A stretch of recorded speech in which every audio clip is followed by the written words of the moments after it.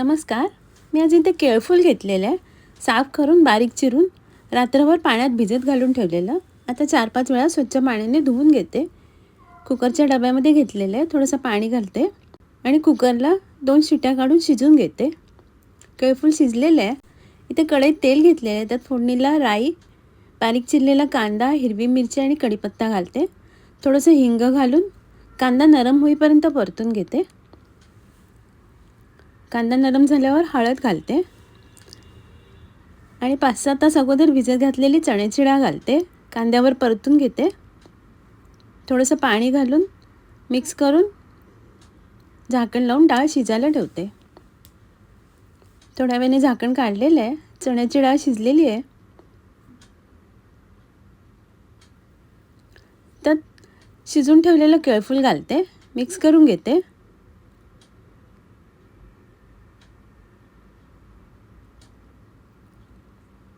चवीप्रमाणे साखर आणि मीठ घालते. मिक्स करून घेते आणि पुन्हा एकदा झाकण लावून वाफ काढून घेते. 2-3 मिनिटांनी झाकण काढलेले आहे.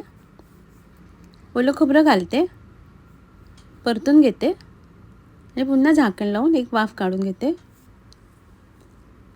झाकण काढलेलं आहे. वरून कोथिंबीर घालते. चण्याची डाळ घालून केळफुलाची भाजी तयार आहे. इथे कच्ची भाजीची केळी घेतलेली आहेत. ते कापून त्याचं साल काढून घेते आणि दोन्ही टोकं कापून टाकते. आता केळीची कापं कापून घेते. अशा प्रकारे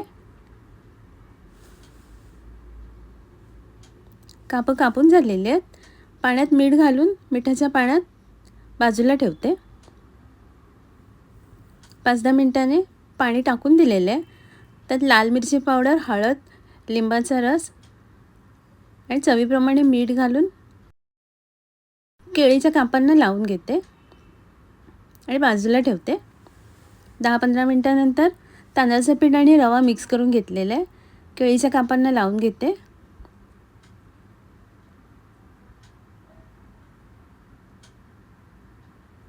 पॅनवर तेल गरम करायला ठेवले. तेलात केळीची कापं झाकण लावून फ्राय करून घेते.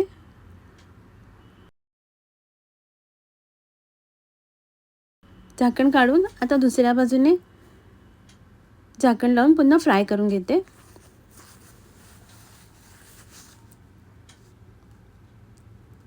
केळीची कापं शिजलेली आहेत.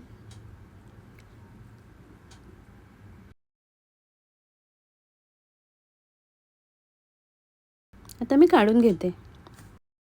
इथे केळीची दोन्ही टोकं कापून ठेवलेली ती मिठाच्या पाण्यात घालून ठेवते आणि वांगी घेतलेली आहेत 2 ती कापून घेते. मोठेच तुकडे करून घेते. अशा प्रकारे वांगी कापून झालेली आहे. एक मोठा बटाटा घेतलेला आहे. त्याचे मोठे तुकडे करून पाण्यात भिजत घालून ठेवले. ते कुकरमध्ये तेल घेतलेले गरम करायला. त्यात 3-4 लसणीच्या पाकळ्या बारीक चिरलेल्या परतून घेते.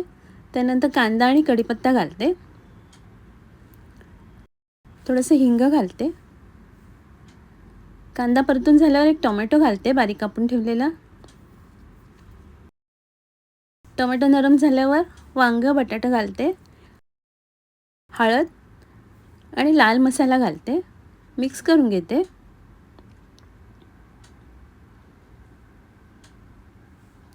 चवीप्रमाणे मीठ घालते, कोथिंबीर घालते आणि पुन्हा एकदा परतून घेते.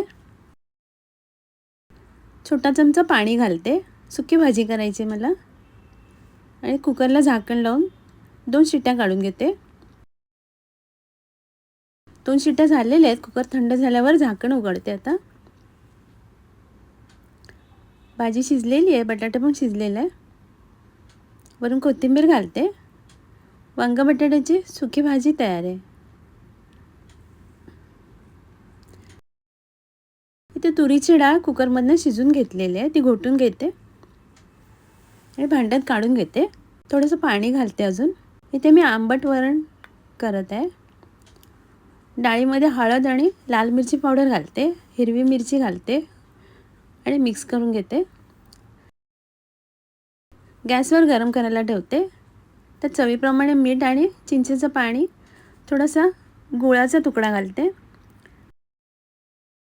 गूळ वितळेपर्यंत वरणाला उकळी काढून घेते. वरण छान उकळलेले आहे. खाली उतरून ठेवते आणि फोडणी द्यायसाठी भांड्यात तेल घेतलेले आहे. तर 3-4 लसणीच्या पाकळ्या बारीक कापून घेतलेल्या घालते.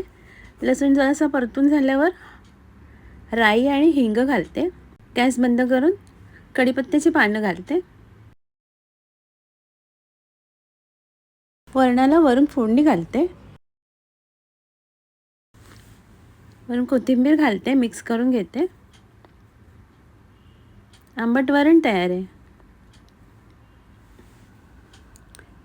इथे भांड्यात थोडंसं पाणी घेतलेलं आहे. त्यात 5-6 तास अगोदर भिजत घातलेली चण्याची डाळ आणि साबुदाणे भिजत घातलेले घालते आणि शिजून घेते. डाळ शिजलेली आहे. त्यात बारीक चिरून ठेवलेला गूळ घालते. खोबऱ्याचे तुकडे घालते, बारीक कापून ठेवलेले. काजू आणि मनुके घालते.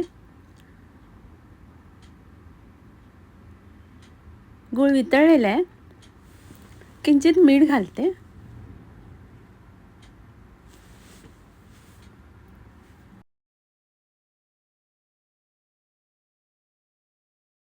आणि खोबऱ्याचं दूध घालते. खोबऱ्याचं दूध काढताना एक छोटा चमचा तांदूळ भिजत घातलेले खोबऱ्याबरोबर वाटून घेतलेले. खोबऱ्याचं दूध फाटत नाही. आता उकळून घेते. मणगणं तयार आहे. आता मी सर्व करते. आजचा व्हिडिओ पाहिल्याबद्दल खूप खूप धन्यवाद.